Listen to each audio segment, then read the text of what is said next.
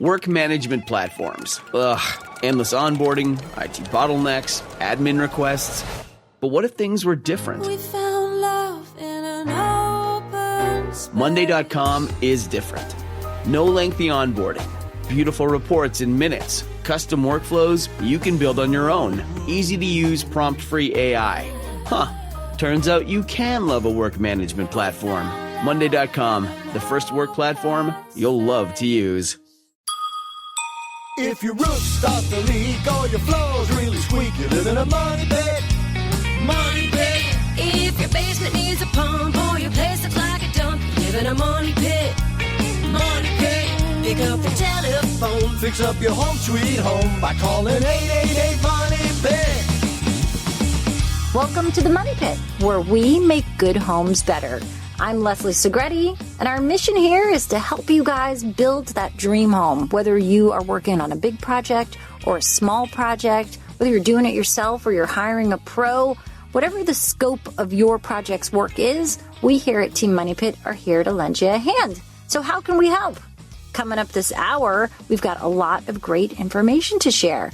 If you think that the best way to save time and energy is cutting your grass with the mower set as low as possible so you don't have to mow again that often, well, you might be surprised to find out that that can end up being more work in the long run. We're going to share why just ahead. And also joining us this hour, we have DIY queen and host of the Make a Space podcast, Cara Newhart, to help you take the leap into your dream home, one project at a time. You guys are going to love her. Also ahead, few home improvements bring more beauty and value to your home than adding a hardwood floor. So we're going to share some tips on advances in hardwood flooring that make this product easier to install. But first, we're here to offer expert help for the care and feeding of your oldest child. Talking about your house, you guys. And to help you create your best home ever and tackle those to-dos with confidence. So give us a call right now to 888-MONEY-PIT. Jim, who's first? Heading out to Ohio, Leslie, we've got me. Well, not me, we've got Mark. A neighbor of yours, potentially. Yeah, potential neighbor out here in Ohio, absolutely. Mark, you're doing a kitchen remodel on a budget, right? What's going on there? Got a kitchen. It is sadly in need of a renovation. We'd like to do it on a budget, like you said. We're looking at IKEA, but then I've seen a couple of things on there that say IKEA doesn't last very long, and then there are other ready-to-assemble companies out there, or maybe some other ideas on where to go. I mean, I don't mind putting the work in. I just don't want a $30,000 budget.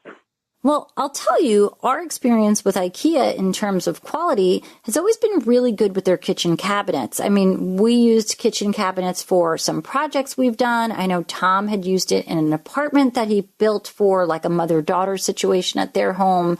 And they're really great. They're very well priced. They're super easy to install. I mean, unlike traditional cabinets with their wall cabinets, you kind of put a bar on the wall and then you attach the cabinets to that bar and they hang off of them rather than sort of lifting the cabinet, attaching it into the stud. This is sort of like one rail that everything hangs off of.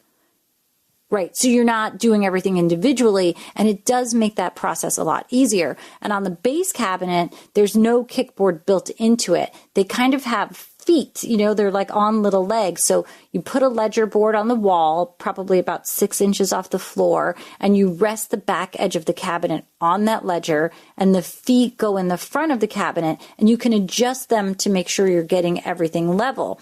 Once those cabinets are adjusted to the right height, there's a kickboard that snaps over the whole thing. So the installation is super, super easy. And, you know, IKEA's prices have come up a little bit, but I like their door styles. I like their finishes. They always have like a fun color in there. Their hardware options are fantastic. So I would definitely say take a look at an IKEA cabinet, because if you're trying to stay more budget conscious, if you go to a big box store and try to find something that's definitely an in-stock option, that's going to be your best bet. But you're going to have to assemble it from a big box store to help it be more cost effective. So I would say that if you're sort of assembling things on your own anyway, if you go to IKEA, they're finished, they're super cute, they can help you come up with a customized plan. I just always like checking them out first. Right. I plan to doing all the work myself. Yeah, I remember when Tom had a 2-family house, And I would say the kitchen was from like the 50s, and everything was like yellow and plaid and weird. I remember Tom taking out those cabinets and going with stock cabinets from IKEA. And I want to say everything was less than like $2,000. Now, that was a few years back, so prices have probably come up, but it's definitely budget friendly.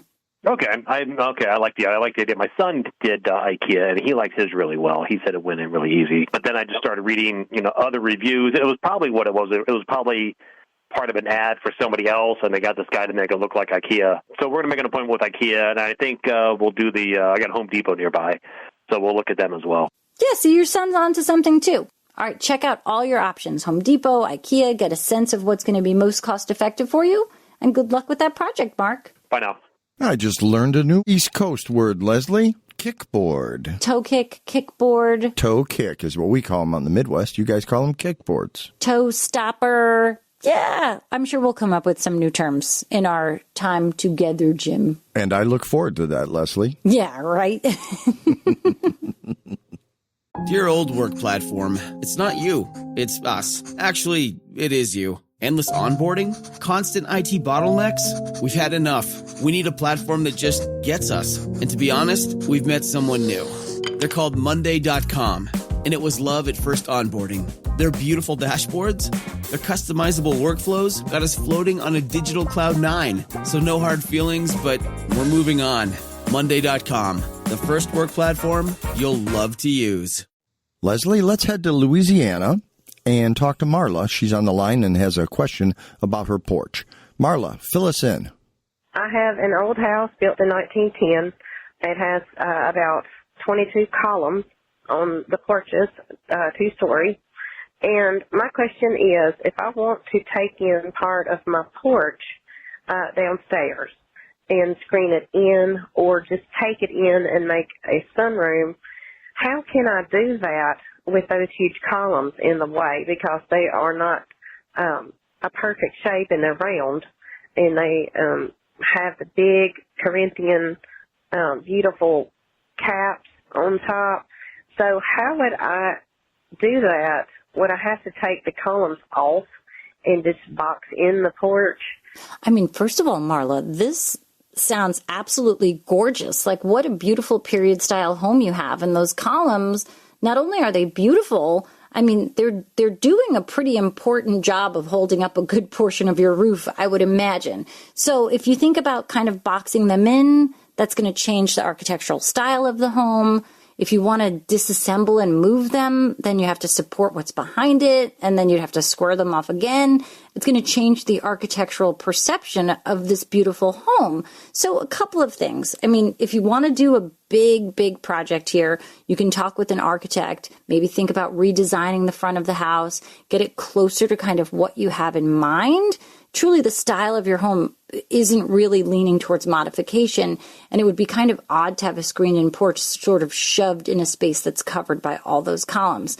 These columns are what makes your home unique. So I think you trying to piece together this screened-in porch with the style of home you have is just not going to sort of read correctly, and it will end up looking like a mishmash of styles. Definitely consult with an architect. Generally, you can have those sort of first consulting meetings, a rough sketch sort of at like one price point before you head into working drawings, etc. So it might be worth it to sort of meet with an architect, get an idea of what can be done, what does that look like, and if you're on board with that, then the next step would be to have that architect draw up working drawings, take that to different contractors for bid, and just see if it's worth it in the long run, changing your home that much to create the screen-in porch. But I think kind of working with what you already have and adding that in is not going to be the answer. Oh, come on, Leslie. You're not going to entrust Corinthian pillar supports to the average handyman? Come on. No, Jim. You know what this house looks like. This is like an estate. This is like in a historical home. This part of Louisiana always has such beautiful architecture, so you want to get it right. Hey, Leslie? Yeah? How about some tiling advice for David in Anchorage, Alaska? You're the tiling aficionado. You're making me this expert on everything. I mean, I just want to talk to this guy about the Northern Lights. Or would it be aficionada? I'm going to go with O. Head down to Anchorage, Alaska. We've got David on the line who's looking to do a tile project. What's going on, David? Up here, we use a lot of textured walls rather than smooth drywall. Sprayed on with a texture gun, and then it's knocked down. Well, I wanted to put some tile on a bathroom wall, and I'm wondering what kind of prep work do I need to do to this textured wall? It's not a heavy texture. Like I said, it's a knockdown. Okay, so it's more like an orange peel. Now, orange peel is kind of a thing that's really adhered well. So if yours is stuck pretty well, what I would do is thinking you could leave it or you could sand it to rough it up a bit, and that's going to help you get better adhesion from the tile adhesive. But as long as you can place that tile, once you've got the adhesive or the mastic in place, and that tile lays flat, that's your goal there. So, you can sand the surface a little bit. You want to get rid of any dirt or grease or gloss that's on the wall right now, because you want to be able to glue that tile on and basically go right on top of that texture. Okay, well, I've seen, YouTube videos on scoring it first with a knife and things like that, and I'm just wondering how important that is. Yeah, scoring, sanding, it's kind of the same effect. And the interesting thing here is because you're going to tile over, whatever you're doing to prep that wall, you can't make it look too rough. You kind of can't overdo the roughness. So I would sand it, make sure you've got some good glue for it to stick to, score it with a knife if you want. That's kind of the same idea. But if you have like a really rough sandpaper, like a 60 grit or something, and you just even hand sanded those raised spots, as long as you feel like you've got a clean, flatter surface for the glue to adhere to, and you're going to be able to tell, you should be good to go. A random orbit sander and just run over it with a 60 grit would be sufficient? If it's a small area, you really could just do it by hand. But certainly if you want to use an orbital sander, that's fine. It's a wall. Make sure you use breathing protection. Make sure you're wearing a mask. But that dust is going to get everywhere, all right? Okay. All right. Well, good luck with your project, Dave. Hey, Money Pit Podcast fans. You want to help us out? Well, go ahead and leave us a 5-star review on Apple Podcasts, and we're going to give you a virtual high five. Plus, you'll be helping us spread the word about our show. Just go to moneypit.com/review. Jim, let's get back to the phones. Deborah in Tennessee, you've got the Money Pit. How can we help you today? I'm calling about dry locking my basement. I have my concerns about, well, number one, the odor, because I have pets. And number two, where does that water go if you just trap it in the cinder block? So I'm in a debate with my other half about, yes, we should do it, no, we shouldn't. We had one, water incident in 15 years, and that's the only thing that's happened since, but I still would rather be safe than sorry. Yeah, that's a great question, Deborah. So first of all, dry lock is a product that does have some odor. It's not a terrible odor. I remember Tom did a project in his basement, and I remember him talking about how he kind of had to use a fan and keep the windows open and kind of stuck it in one of the windows just to make sure it pulled up some air out of the basement and was okay. But I remember him saying it wasn't terrible. And I wouldn't have any concerns about your pets while you're using this product. Obviously, don't leave it right next to your pets or have your pets in the same room, but I wouldn't be concerned with having the pets in the house. Now, you asked the question, so what happens to the water? Am I keeping it out? So listen, this is kind of a point of misunderstanding. Dry lock isn't keeping the waves of the ocean out of your basement. It's not that kind of thing. It's stopping some of the evaporation that will come from the block in the wall getting damp, but it doesn't stop a lot of water coming in. If it wants to get in, it's going to get in. And the way that you stop that, though, especially since you mentioned that this has only happened once in 15 years, you've got a problem with drainage. And I can tell you right now that if you look at your gutters, they're either blocked or the downspouts are disconnected, or maybe they're not even extended away from the house, or the soil around the house is kind of sloping or sagging toward the walls. All of this thing sort of causes those floods. So you don't have to worry about sealing your house against the water. Your house is going to stay dry if you stop the water from getting there by working on your drainage. Head on over to moneypit.com, and on the homepage, you can read a post about wet basements and how to prevent a wet basement. There's a lot of step-by-step information that you need there in that post. So check it out, and I promise you those problems will probably magically disappear. Well, most people don't really give their grass cutting much thought, but they should. If it's done right, you will enjoy a beautiful, healthy lawn. But if you do it wrong, you're going to end up with a weed-filled dust bowl. So here's what you need to know. First of all, avoid cutting that lawn too short. You know, a shorn lawn is vulnerable to diseases and weed infestation. Taller grass kind of develops a deeper root system, which creates a lawn that truly can better withstand drought. Now, the general rule is to never remove more than 1/3 of the total grass blade length in a single cutting. You want to avoid mowing in the same pattern each time you mow. If you do that, it will compact the soil and create ruts. So switch it up a bit and maybe try to make a pattern. Keep your mowing blade sharp, and that's going to give you the best mowing results. Sharpen those blades at least a couple of times during the mowing season, and that's not a difficult DIY project. You just follow those manufacturer guidelines for removing the mower blade and then reattach it after it's sharpened. I know in our area there's a couple of bike shops that also service lawn mowers and snow blowers, so if that's not a project you want to tackle, there's definitely somebody nearby that can lend a hand. Did you know Fast Growing Trees is the biggest online nursery in the U.S. with thousands of different plants and over 2 million happy customers? I visited fastgrowingtrees.com and found lots of great options for my space and climate. They've got fruit trees, privacy trees, flowering trees, shrubs, and so much more. You just order online and get your plants delivered directly to your door in just a few days without ever leaving home. And their Alive and Thrive guarantee ensures your plants arrive happy and healthy. Plus, get support from trained plant experts on call to help you plan your landscape, choose the right plants, and learn how to care for them. This spring, they have the best deals for your yard, up to half off on select plants and other deals. And listeners to our show get 15% off their first purchase when using the code MONEYPIT at checkout. That's an additional 15% off at fastgrowingtrees.com using the code MONEYPIT at checkout. Fastgrowingtrees.com code MONEYPIT. Now's the perfect time to plant. Use Money Pit to save today. Offer is valid for a limited time. Terms and conditions may apply. Is there something bugging you? Well, let me tell you what's bugging me. Ants. They're all over my basement. That's why I was so excited to start working with Pesty, the do-it-yourself pest control treatment plan. Ants are gone, and I saved a bundle.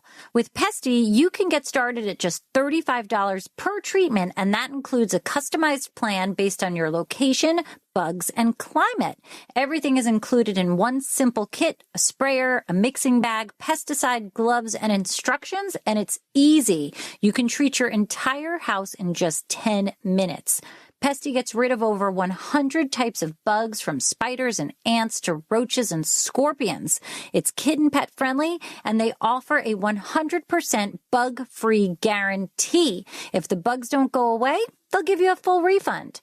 Pesty is offering Money Pit listeners a special offer. Just go to pesty.com/moneypit for an extra 10% off of your order. That's Pesty, PESTIE.com/moneypit for an extra 10% off.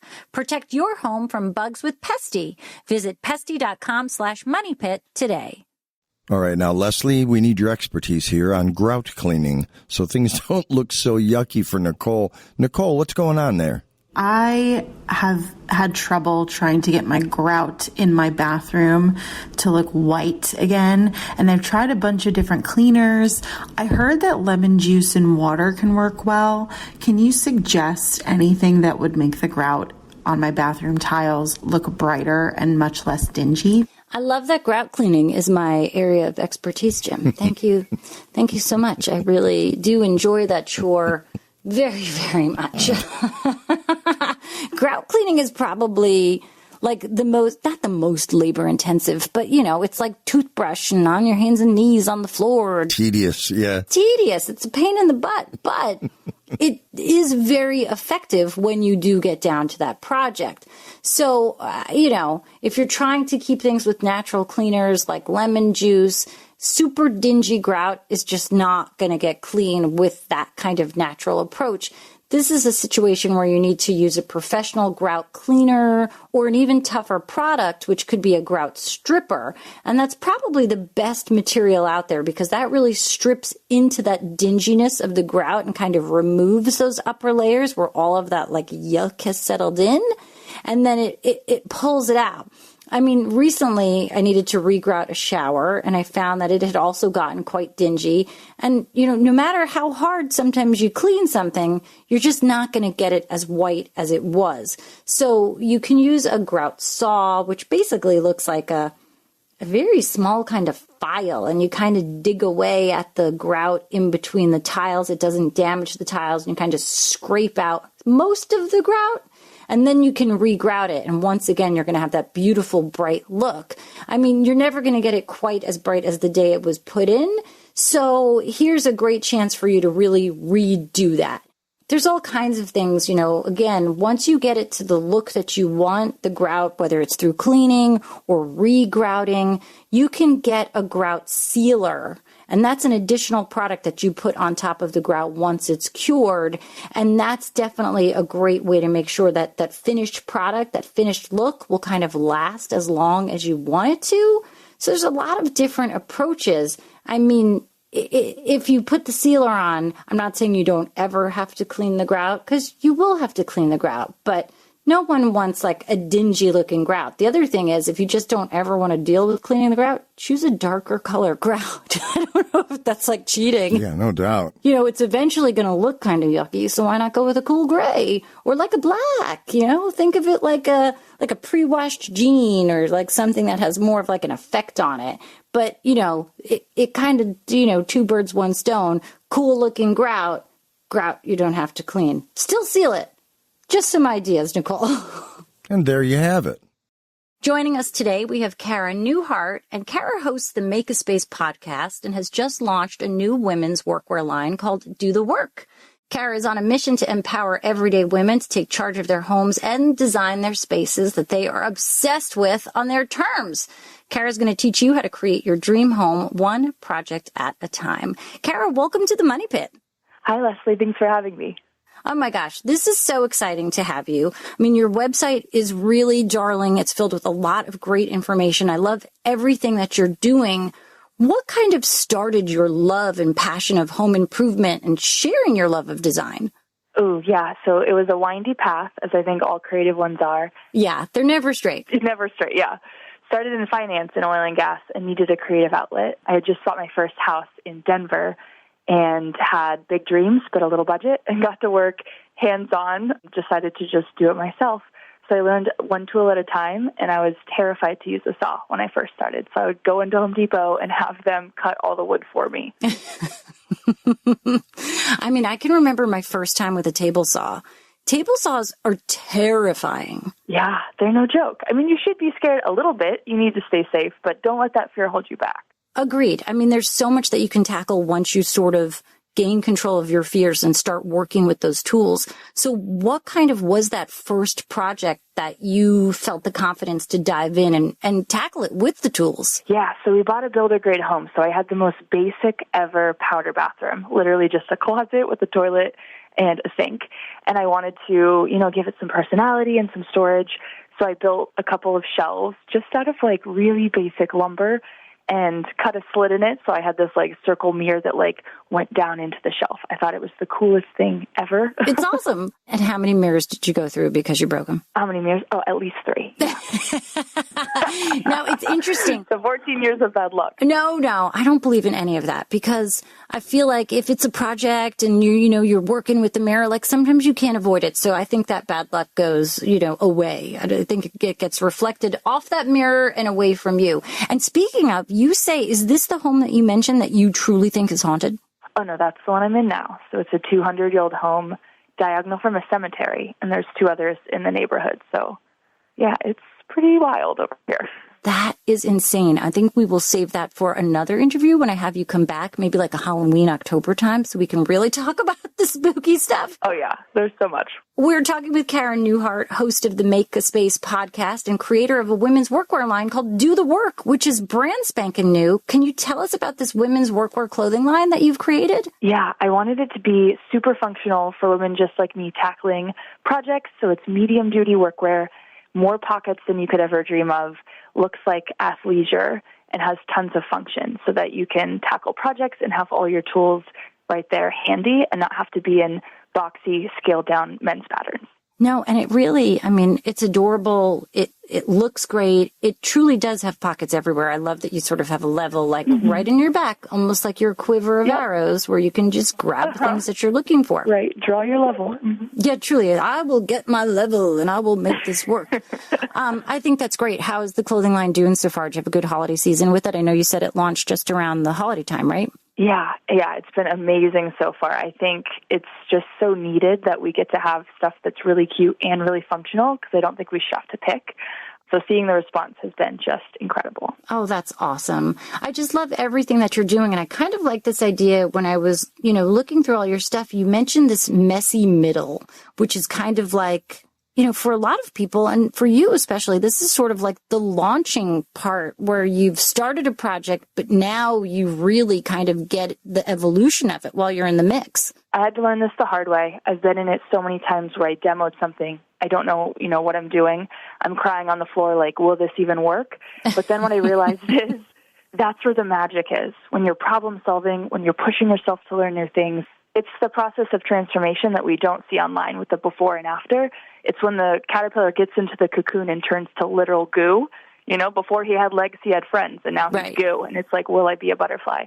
So learning to get comfortable with that process is like the beauty of creating something.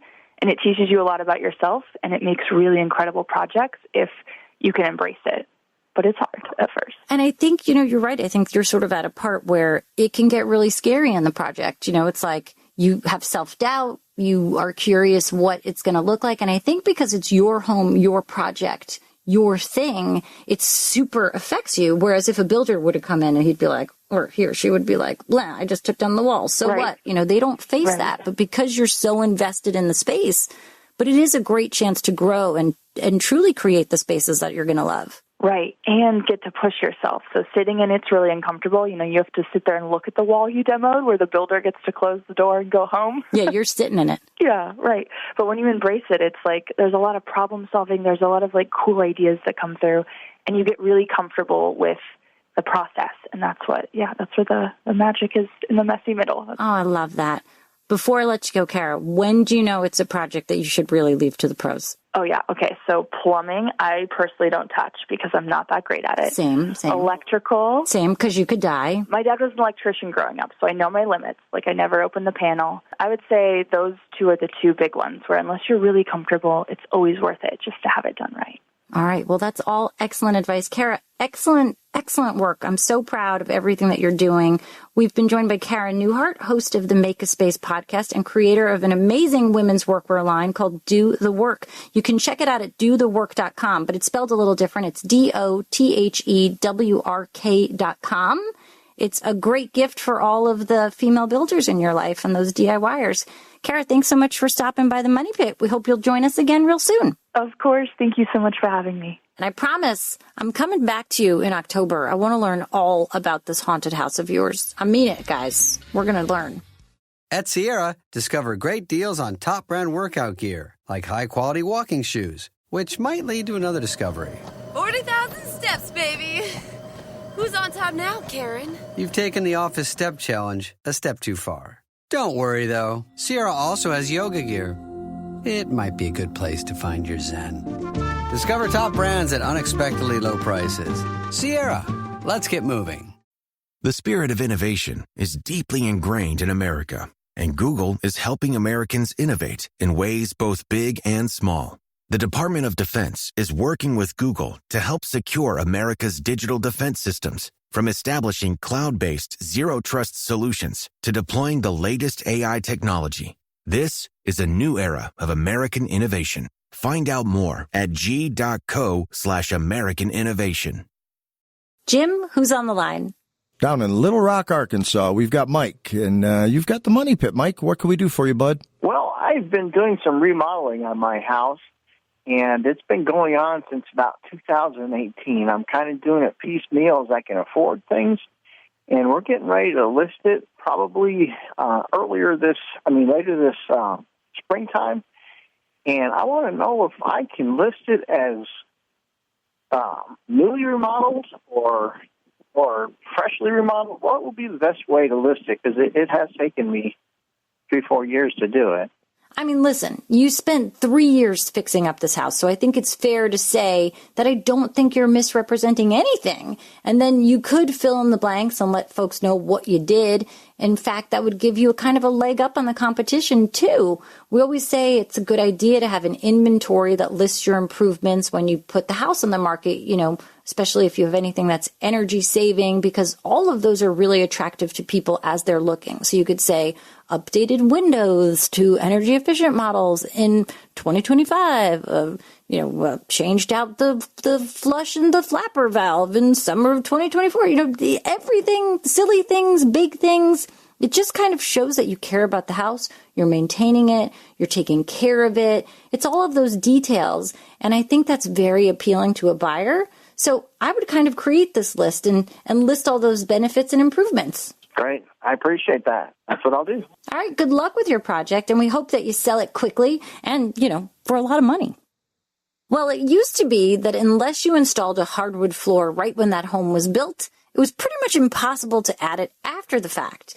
But today, the availability of durable, pre-finished hardwood flooring has made it a very doable project and something that offers real value to a home, which is why you almost always see real estate agents calling out the hardwood floor in their listings and the advertisements. Now, another benefit of having hardwood flooring is that it doesn't trap dust and dirt like a carpet. So it's definitely a better choice for the allergy sufferers in your life. And they're also easier to maintain, and they do last longer than carpeting. If you're thinking about installing it, there's really one of the longest lasting flooring options that you can have, because with a hardwood floor, you can sand and refinish it multiple times, and that's really depending on the thickness of the floorboards themselves. So when it comes time to install, solid hardwood flooring could be installed on or above grade level, but they're really not recommended for anything below grade, like a basement, because those areas tend to have a lot of moisture, they're damper. There's a type of hardwood called engineered hardwood that's definitely made to stand up to the moisture levels that you find in a below grade space. Finally, you want to keep in mind that solid hardwood flooring needs to fully acclimate prior to your installing of it. And that just means you need to leave it in the room where it's going to be installed, where it's going to live, for just a few days before you plan on installing it. This way it kind of gets used to the moisture content, the temperature differences throughout the day, the attitudes of all your family members. It's going to make it difficult to install. I'm just saying. No, seriously though, you got to leave it in the space a few days. And if you do that, you're going to have a beautiful floor in any room of your choice. Heading out to Minnesota, Leslie, we've got Stacy. Stacy, what's going on at your money pit? I have a question about using some mortar to fill in the spaces between the brick on our fireplace.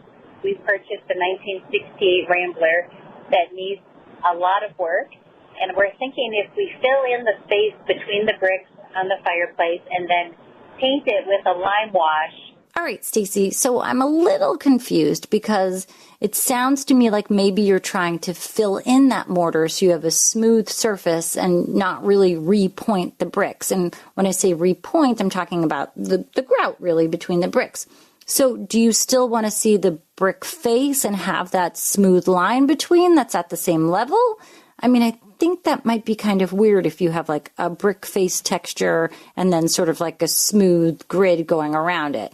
But if you're talking about a lime wash, which is kind of like a pickling finish, that really only works on wood because a lime wash is going to sit on a wood grain and goes into the wood grain and then reacts with the grain itself and causes it to have this sort of white chalky finish in the graining. And then the smooth parts of the wood just kind of take on a milky wash. I don't think you're going to get the same effect on brick because it's not going to absorb into the brick in the same way.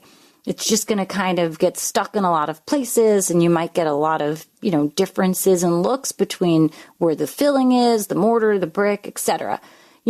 I think if you're trying to go for a smooth finish, that's something completely different from the brick. You can think about the idea of tiling or, a stone fascia to go over the brick just to give you a completely different look. But I think this sort of effect that you're envisioning here, maybe I'm not picturing it right, but I think the way I'm visualizing it seems a little bit odd. You could do stucco also. That's another option, but that's just a different texture. And that goes on top of the brick forever, and it would be a real pain in the butt to ever take off. The faux stone really does look beautiful, and you can find things sort of in like maybe something that's very linear, like a ledge stone, or something more natural, like a river rock or something. And you can get them in those sort of white finishes that I think is what you have in mind.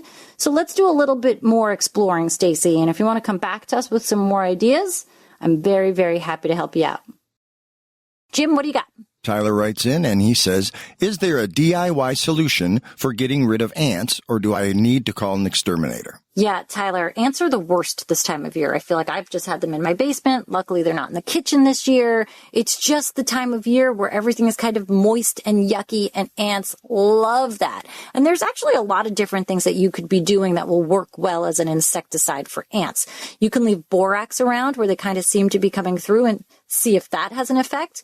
If you're looking for a cheaper, less toxic solution for your ants, you can find at your local produce aisle. It's mint. They hate the smell of mint. They hate it. I love it. And it looks really cute in little pots and planters. So that's a great natural approach. But if this isn't working and you do opt for a pro, you can be confident because those pros will use the right amount of product and the right product in the exact spot to eliminate those bugs. So there's lots of different things that you can do. You can head on over to moneypit.com as well for some more info. Are you ready for spring cleaning in the days ahead? Well, if that includes doing loads of laundry, Leslie has a few tips for you here in today's edition of Leslie's Last Word. Leslie? Yeah, after a cold and snowy winter and all of this cleaning up that we're doing, truly, we're ready to get back to these warmer temperatures of spring. That includes spring cleaning, bringing those clothes, out of the attic and basement and swapping around all the seasonal stuff. So you could be facing more laundry than usual. But if you're a mom of teen boys, it's just another day of laundry because I do a lot of laundry. So if that's you and you've got lots of laundry to do, let's follow these tips to help you save some money and just tackle this, mountain ahead of you. You always want to run full loads. You're going to use the same amount of energy with a full load versus only throwing in a handful of things. You want to switch the loads as you start to do multiple loads in a day when that dryer is warm. It kind of allows that heat to stay inside and gets that cycle up to the right heat quicker, and it'll kind of dry everything faster too. So be quick about swapping it. Don't forget that those clothes are sitting in there and then be like, gotta go do it.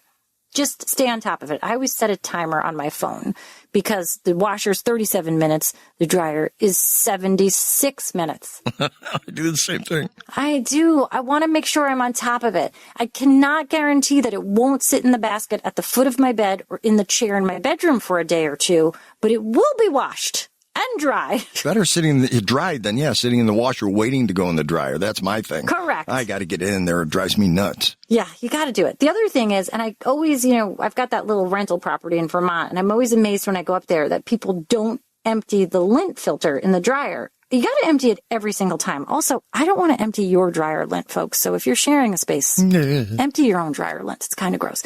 But it will also make your dryer run more efficiently, more safely. I mean, dryer fires are like the leading cause of home fires. So just clean that lint trap. If it does turn out that you're ready for some new appliances, go with an Energy Star certified washer dryer. They're going to use 20 to 25% less energy than a conventional model. And lastly, wash with cold water instead of hot. It can cut a load's energy use in half since you're not using that water heater to raise the water temperature. And get this, the cold water cleans just as well as the hot. Unless you're doing white with bleach, go cold all the way. Coming up, guys, next week on The Money Pit. I promise no more laundry projects. But have you ever had a painting project that didn't dry right? Or maybe it wouldn't cover a stain, or it peeled off faster than it should have? We're going to share some solutions to painting predicaments because painting is a great spring project. Can't wait to see you guys next week on The Money Pit. Remember, you can do it yourself, but you don't have to do it alone. On the Money Pit Radio Show. On the Money Pit Radio Show. Pick up the telephone, fix up your home sweet home by calling 888-MONEY-PIT.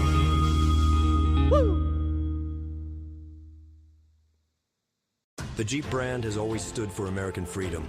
Now with our Freedom of Choice pricing program, you can choose your offer. Cash incentives or employee pricing for all. Hurry into your local dealer today for details. Jeep, There's only one. Offer valid on select 2024 and 2025 Jeep brand vehicles for non-FCA employees and retirees. $200 admin fee applies. Not all buyers and lessees will qualify. Restrictions apply. Not combinable with other offers. Ends 4/30/2025. Jeep is a registered trademark of FCA US LLC.